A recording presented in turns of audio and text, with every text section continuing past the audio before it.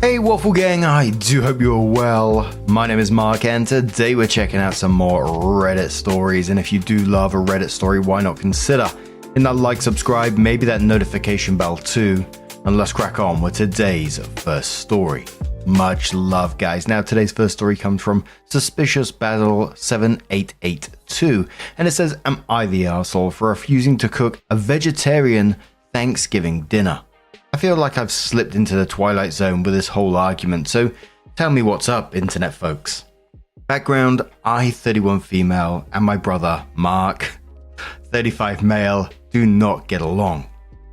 When he was a teen, he saw a documentary on factory farming and decided to become a vegetarian. He got very annoying about it quickly, but my dad shut him down when he started trying to get the rest of us to be vegetarian with him. Then he went to college, made a bunch of very strange friends, and went militantly vegan. It's his entire personality. I stopped talking to him after he threw a fit about one of my birthday dinners being at a steakhouse and spammed my messages and social media with pictures of abused cows. My parents have been trying to repair the situation, and for a while, it did seem like Mark was getting better, so I've been letting him back into contact gradually.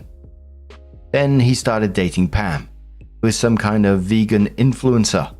She is apparently moderately popular online, but I have no idea what she does exactly. I don't know if Mark was trying to impress her or what, but last Thanksgiving he insisted that Mum cook at least a vegetarian meal or they wouldn't come on ethical grounds. My mum just wanted everyone to get along on her favorite holiday, so she agreed. It was not a fun meal. This year my parents have downsized for retirement and my mum is having health problems. I bought their house when they moved, so my mum asked me to host Thanksgiving so it would be like usual. I told everyone in the group chat so Mark and Pam could make travel arrangements, and Pam immediately started gushing about all the vegan replacement recipes she could give me to replace the traditional ones. I said to send me a main dish recipe they like and I would give it a shot, but I'm making the traditional meal otherwise and there should still be plenty of things they can eat. Mark and Pam have been arguing about this with me for days, and then Mark said that if I wouldn't make a meat-free meal, they wouldn't come. This upset my mum, who asked me to just make what she made last year to keep the peace. But I told her that Mark needs to get over himself and I'm not coddling him. I'm having turkey on Thanksgiving. My dad privately agrees with me, but Mark threatening not to come is upsetting my mum so much that he's worried it will impact her health. There's a not big but also not zero chance that these might be some of the last family holidays we have with her. My mum thinks I'm putting turkey over my own family, and I'm not so sure anymore. Am I the arsehole? So Opie comes in with an edit to clear up some of the questions and says, whoa, this blew up. So the answer to some common questions. As I said, I've already offered to make sure there is a main dish and sides they can eat. Mark and Pam will not show up if anyone else eats meat at this meal. If any meat is served to anyone, they won't come. Doing multiple meals that day or across multiple days is a no-go. I'm a newly minted critical care physician at an understaffed hospital during a major holiday week, and I will have a limited window of time between shifts. I have time for one gathering and I would rather not waste it on a miserable one like last year. Mark and Pam can't host because they live in a van at present. I'm also not willing to have them in my kitchen for hours bitching about the meat in my fridge, the cookware and utensils, and whatever else they can find to complain about. The time it would take for them to come eat, socialize for a couple of hours and leave is the maximum amount I'm willing to let them be in my home. Although it would admittedly be interesting to watch them try and host a family Thanksgiving out of a van.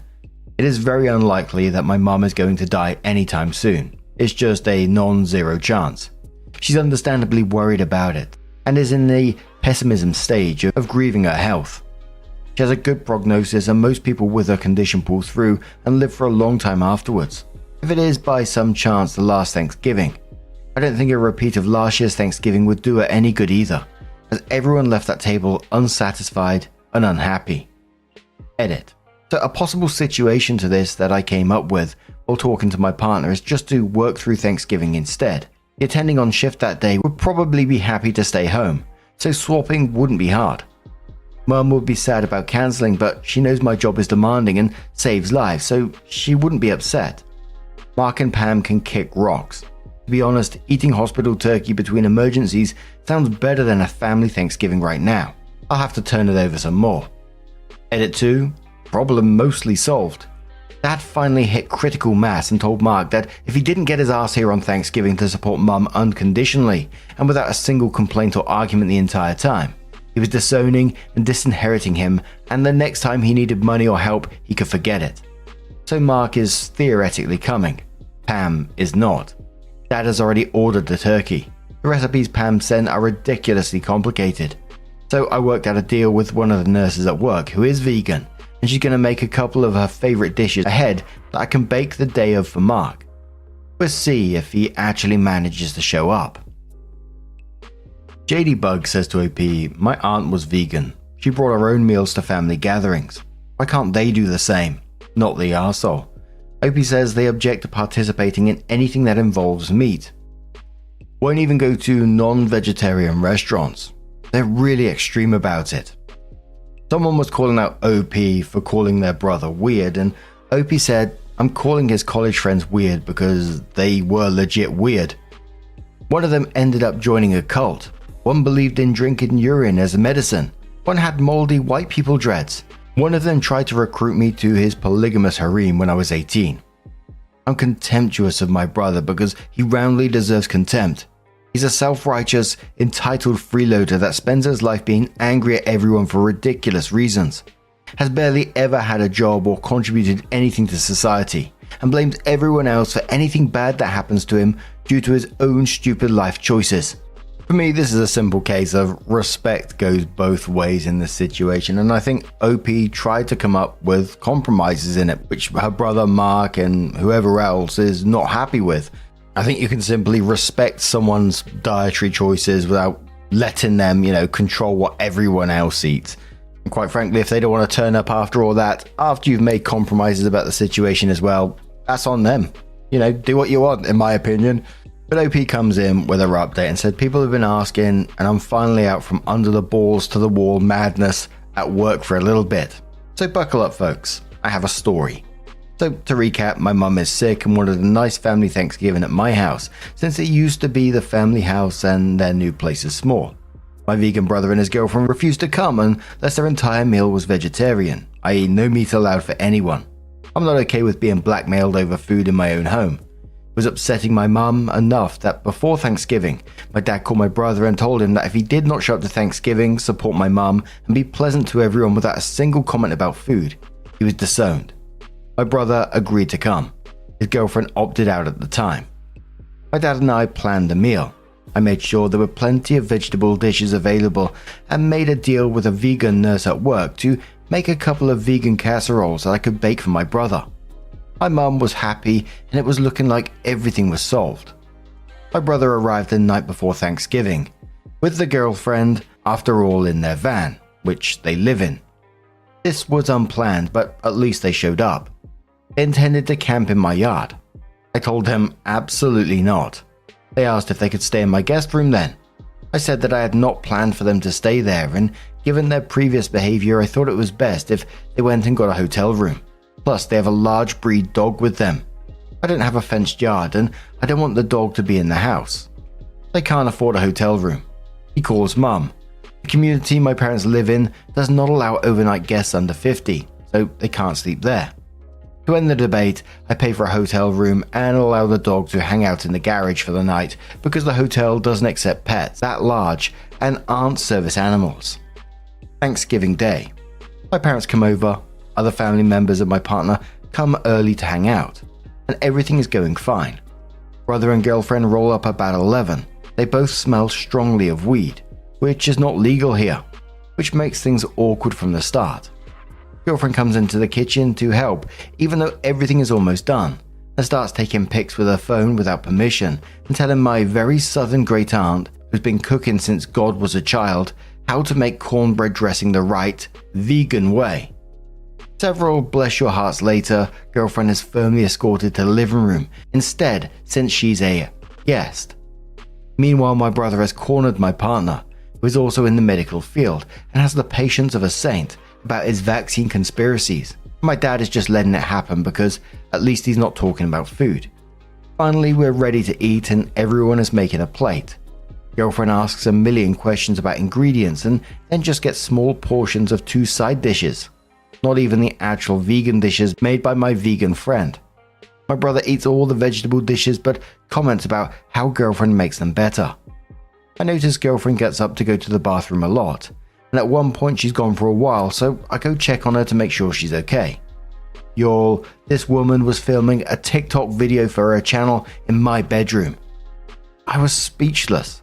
She apologized and said that she thought it was the guest room and she needed a minute away from the smell of meat. I told her to stop and go downstairs, and that since it's illegal here to record on private property without the owner's permission, if she posted anything she recorded in my house, I would press charges. After we're done eating, my brother pulled me off to the side and told me that I was a bitch for threatening his girlfriend. My partner happened to be close enough to hear and apparently told my dad. Dad asked my brother to help with something outside for a minute. I don't know what was said, but my brother came back in looking pissed, reminded girlfriend that they needed to head back to beat traffic, said goodbye to mum, and they left in a hurry. So much of a hurry that they forgot the poor dog who was still out in the garage, and by the time my brother answered a call, he was so worked up, he cussed me out and told me to just keep the dog since I had to have everything my way, and his girlfriend was yelling in the background when he hung up. My mum either completely missed what was going on or is pretending she doesn't know, so we don't have to talk about it. But she said she had a good Thanksgiving, and it was nice to have everyone together. My dad hasn't said anything about what he told my brother, but he wants to take mum to the beach for Christmas and asked if my partner and I wanted to go without saying anything about my brother and his girlfriend. My cousin checked up on girlfriend's channel and says that she's posted videos, but they're from the hotel the night before and the van afterwards, so at least she has the sense to be warned. I've sent messages and so have my dad and partner, offering to try and get the dog back to them, but so far neither of them are talking. I don't want to take the poor thing to a shelter. It's not his fault and he's not a bad dog, just big and excitable. The top comment said to OP on this one, is there a way that you can keep the dog or find him a good home? I'll tell brother dear that he and his girlfriend is no longer welcome at my house. OP says, my partner has pack bonded to the dog at this point, and the plan was to move here in January anyway. So we have a dog now. He seems to be enjoying his escape from van life so far. That brother sounds like a right knob, and that's nothing to do with his dietary choices at all. Got nothing against that, but his whole attitude towards things, just leaving the dog and saying, oh, you can keep him. People who treat animals like that are automatically on the shit list in my books. But it sounds like Doggo's in a safe place now and probably relieved, to be quite honest. But what do you guys make of this situation? Let us know your thoughts down in the comments below. And let's move on to another story. Our next story comes from Eshlau, who says, me, 30 female, with my family and friends. I'm getting surgery to correct my disability, and I'm not sure how to tell people or deal with the change. Just a couple of trigger warnings before we do get into this one. There's mentions of bullying in it, ableism, medical neglect, and victim blaming as well. So with that being said, if you want to skip it, please feel free to do so. And let's get started. Hi all. I come from an extremely low income, uneducated, and prejudiced family. Basically Midwestern rednecks. I was born with a disability that affects the way I walk. Growing up, my parents didn't believe that my inability to walk normally was a disability. They, mainly my father, my mum just kind of goes along with him, thought I was doing it for attention or to spite them or something, even as a toddler. Because of this, I was punished for walking the only way I'm physically able to, which means I was basically punished constantly for about 7 to 8 years until a teacher had a sit down with my parents and strongly suggested they take me to see someone.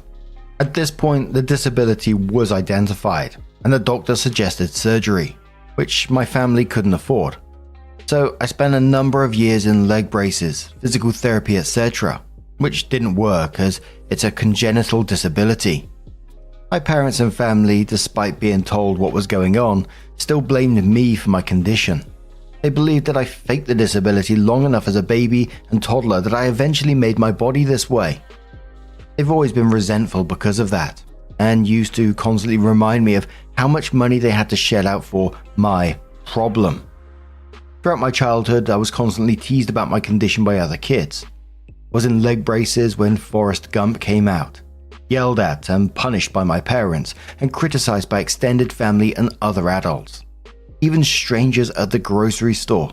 People even commented on it in my receiving line at my wedding 2 years ago. I spent years learning a fake normal walk for when I can't wear shoes, developing a thick skin, and learning to laugh at myself. I've been reminded of this condition by everyone I meet and everyone I know on a constant basis for my entire life. At this point, it's such a strong part of who I am as a person and my resiliency. I don't even think of it as a disability really, just part of who I am. The problem.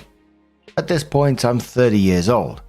Over the past decade or so, I've had a lot of problems with my feet because of the unusual weight distribution pattern I place on them, attempting to walk. Over the last year though, I started noticing signs of nerve damage, numbness, tingling, and shooting pain, which renders me barely able to walk at times, and my doctor strongly stressed revisiting an orthopedic surgeon. At my consult, the surgeon was shocked. He kept asking me questions with this incredulous look on his face, taking pictures with his phone and commenting on how surprised he was that I could walk as well as I can at this point. He said it's one of the most severe cases he's ever seen of this particular condition, as most are fixed in childhood via surgery. The imaging of my lower extremities showed tissue damage and nerve impingement, making surgery a necessity at this point. So I scheduled a surgery a couple of months from now. I've had a lot of weird feelings about this since scheduling the surgery. The first pertains to how/when I'm going to tell my family. For years, I have completely avoided any talk of my condition and generally ignore all the comments made by everyone. Still walking like a freak, huh? And the like. I know my parents still believe I did this to myself, even though I've developed a very thick skin to others. I still get emotional thinking about the abuse, shame, and humiliation I suffered at the hands of my parents and family all throughout my childhood because of this. I'm afraid that it's going to boil back to the surface when I tell them and start a fight. We already have a tepid relationship, and I don't want to make it worse. The other weird feeling I have pertains to the feeling that I'm fixing something. I know at this point it's either surgery or losing the use of my lower legs over the next few years. However, it feels like I'm losing a piece of me. I've spent 30 years telling myself that there's nothing wrong with me. Finally, fixing my condition feels like I'm agreeing with everyone, that there was something inherently wrong with me all along. The surgeon said I would have to relearn how to walk, run, jump, etc. I'm excited to know what it feels like to walk on 2 good legs, but at the same time, I start to cry even thinking about changing this part of me forever. It's part of me. It's the way I was made. Fixing it makes it seem like I agree that I was made wrong. I don't know how to make peace with that feeling. Shortly after that, Opie did edit the post and they said, "Holy cannoli." That's a new one. I came home from school to see this and oh my goodness. Thank you all so much for your kind words and support. I'm truly reading all the comments, even if I can't respond to all of them. I want to thank you all so much. Your comments made me laugh, cry, and seriously think about a lot of things in my life related to my family. I wanted to address some points that I've seen come up a couple of times. For better clarification. 1. My family no longer thinks I'm faking. At this point, they believe that I faked my condition as a baby and toddler, and that led to the condition I live with today. Kind of like a, if you keep making that face, it's gonna stick that way mentality. There is absolutely no getting through to them about this, so I just ignore it. 2. I grew up in a poor, uneducated, generally abusive household with an abusive alcoholic father and an enabler for a mother. I've been in therapy on and off for almost a decade now, but really started making progress a few years ago when I started seeing my current psychiatrist, so no worries on my current mental health. Although I have a lot of problems related to my family history, as well as other things that have happened, I'm in the best possible place now, and I'm actively dealing with it. 3. The reason I still keep my family in my life is because of a few reasons. One, of course, is the unconditional love I feel for them. As horrible as some of them may have been, deep down I will always want to help them and hope that things will get better. I realize this is stupid of me, but I've been working at limiting my exposure to them for a number of years now, and it's a slow process. Another reason, which I know is probably stupid, is for the sake of my other family members. I'm very protective of my family, and in my teen years established something of a caretaker / head of household role with them when my dad's alcoholism got really bad. I can't handle the thought of the stress and pain I would cause my mum and siblings if I were to cut them out of my life. I don't know if I could do that to them. I do love them, as flawed as they are. 4.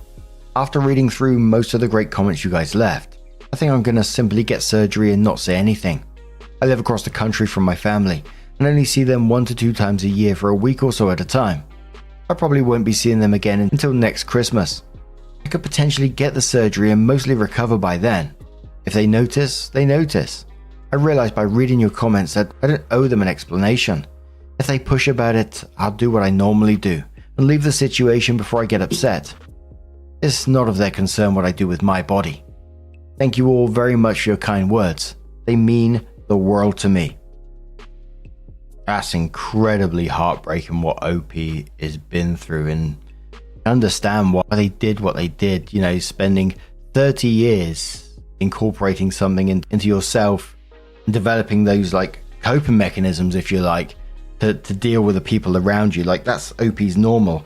I think OP is absolutely right to make her decision to not tell her family. I think that's spot on. She doesn't owe them an explanation, and everything we've seen here, even if OP did say them, I imagine they would come back with something negative and disturbing. But I just find it so infuriating that this could have been something that was addressed in childhood if her parents actually listened to people, medical professionals, instead of somehow thinking that their toddler is faking a disability. And that's what I always say in this situation. I know it's very, very easy for me to say in moments like this because I'm sat here behind the microphone. I've just read a certain part of OP's life, but the way they have treated you is just absolutely disgusting. The way that sounds like they continue to treat you is disgusting, and I just question, what do they actually bring to your life? There was a comment in there, and well enough even reading it again, that still walking like a freak, huh? That you've had to deal with that kind of shit, and you've had to develop a thick skin just to get through life, just to live. It's heartbreaking.